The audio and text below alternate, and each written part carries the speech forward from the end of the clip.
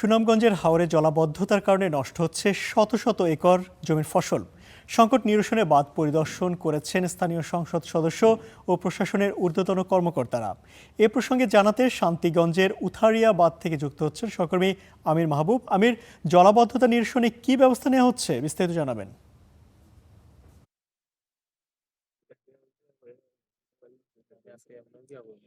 ইমতিয়াজ, আপনি বলছিলেন যে আসলে কিছুক্ষণ আগে এই জায়গা পরিদর্শন করেছে সুনামগঞ্জ ৪ আসনের সংসদ সদস্য অ্যাডভোকেট নুরুল ইসলাম নুরুল এবং জেলা প্রশাসন সহ সংশ্লিষ্ট কর্তৃপক্ষের ঊর্ধ্বতন কর্মকর্তারা এখানে এই বাঁধ পরিদর্শন করেছেন এবং এখানকার স্থানীয় কৃষকদের দাবি ছিল যে এই উথারিয়া বাঁধের কারণে কিন্তু এই হাওরের অন্তত কয়েকশো একর জমি কিন্তু জলাবদ্ধতার কারণে পানির নিচে তলিয়ে আছে।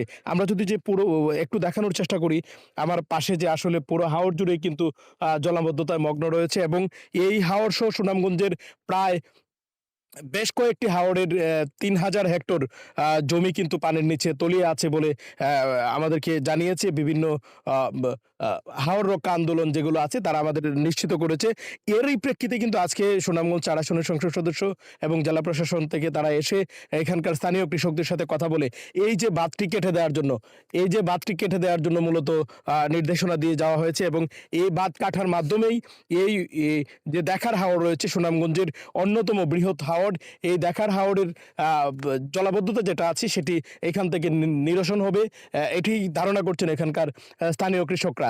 আমরা আমরা কথা বলেছিলাম এখানকার স্থানীয় কৃষকদের সাথে, তারাও এখানে শত শত কৃষকরা এসেছিলেন, তারা এসে সংসদ সদস্য এবং জেলা প্রশাসকের সাথে কথা বলেছেন।